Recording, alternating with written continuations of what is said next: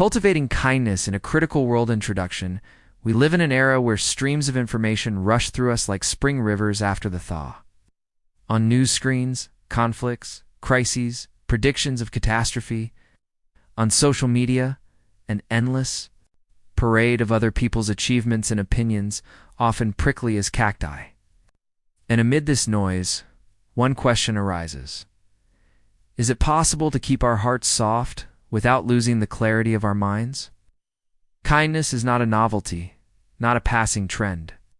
It is older than cities and nations, lies at the very foundation of what makes us human.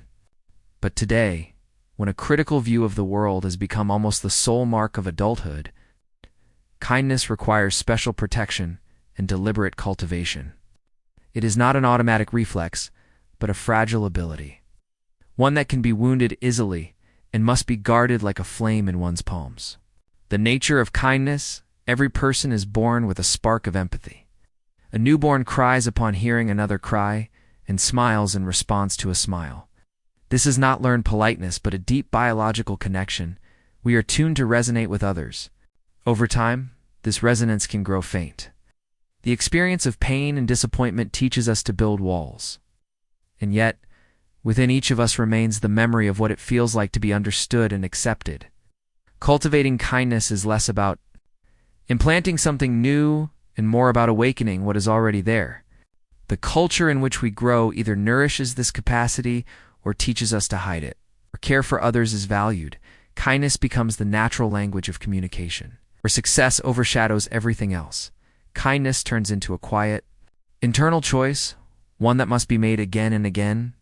Why the world feels critical. We live in a world where the ability to think critically is celebrated, while the ability to treat others kindly is often dismissed as naivety.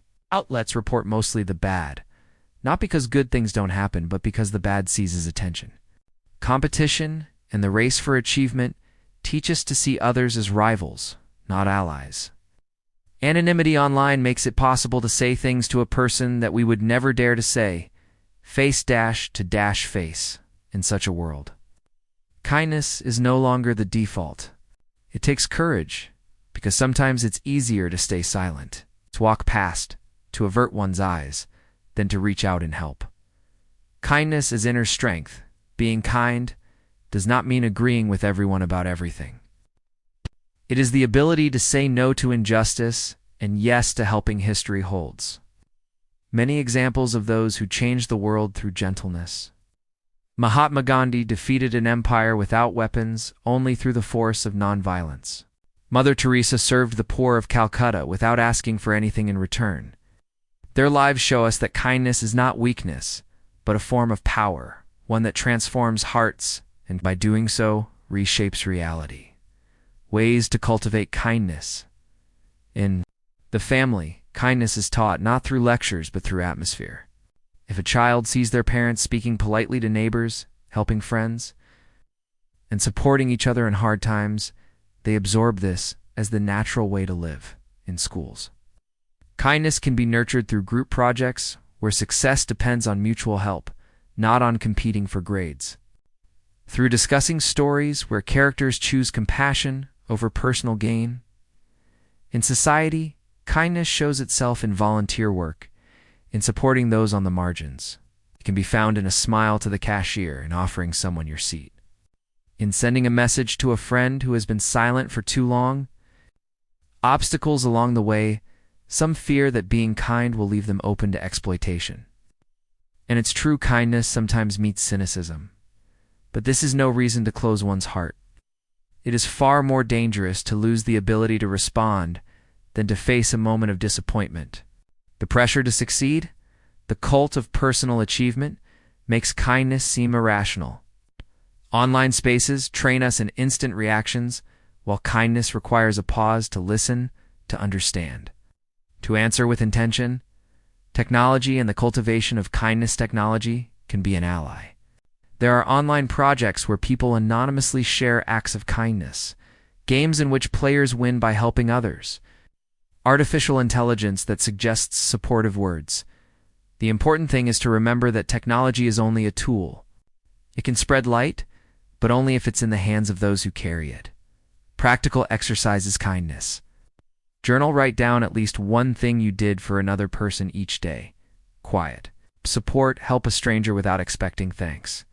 Intentional listening. Give someone your full attention without interrupting or getting distracted. Letters of gratitude. Write to someone who once changed your life for the better. A critical world and kind leaders today, we especially need leaders who unite strength and softness. Who can make decisions without forgetting that behind numbers and strategies are human beings? In business, kindness toward employees often becomes a competitive advantage. In politics, it is the foundation of trust. In personal life, it is the source of deep and lasting connections. Conclusion: kindness is not a luxury, nor is it a utopia.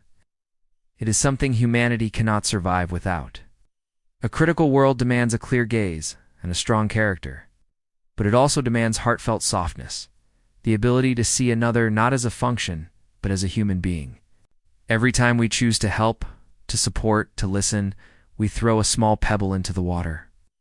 The ripples go farther than we can see, and perhaps, one day, they will return to us in the form of someone else's kindness.